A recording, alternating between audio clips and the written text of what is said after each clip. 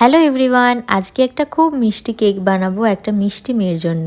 এটা আমাকে customer order করেছিল তার মেয়ের 10 বছরের জন্মদিন উপলক্ষে। রেফারেন্স পিকচার আমাকে পাঠিয়ে দিয়েছিল, একদম সেই মতোই করছিলাম। আর এই পুতুলটা না আমি দেখেছিলাম রেফারেন্স পিকচারে পা ঝুলিয়ে বসানো ছিল, আর হাতে পাওয়ার পর দেখছি এটাতে এত ছোট পা ঝুলিয়ে কিভাবে বসানো হবে। তারপর বুঝলাম ঠ্যাং দুটোকে খুলে এরকম চিপকাতে হবে। যাই হোক, আমি স্কার্টটা প্রথমে একটু ঘেটে দিয়েছিলাম, তারপর আবার ম্যানেজ দিয়ে দিয়েছি, ঠিক হয়ে গেছে। আর কাস্টমার যে রেফারেন্স পিকচারটা পাঠিয়েছিল সেটা পুরো গ্রিনের মধ্যেই ছিল। আর সে বলল তার মেয়ে হচ্ছে পিঙ্ক কালারের ড্রেস পরবে বার্থডের দিনকে।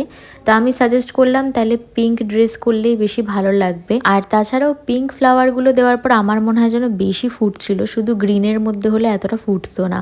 আমার মতে তো এটাই বেশি ভালো লাগছে, তোমরাও কমেন্ট করে জানিও তো। আর এটা যেহেতু 10 বছরের জন্মদিন ছিল, তো কাস্টমার 10 টপার দিয়ে দিতে বলেছিল। মানে বলেছিল তুমি লাগিও না, দিয়ে দিও, আমরা লাগিয়ে নেবো। তো আমি দিয়ে দিয়েছিলাম এমনি। আর এই কেকটা যারাই দেখেছে এত প্রশংসা করেছে, আমার নিজেরও খুব ভালো লেগেছে, কাস্টমারেরও খুব পছন্দ হয়েছে। তোমাদের কেমন লাগলো কমেন্ট করে জানিও। আর ভিডিওটা ভালো লেগে থাকলে লাইক করে দিও, সাবস্ক্রাইব করে দিও। টাটা।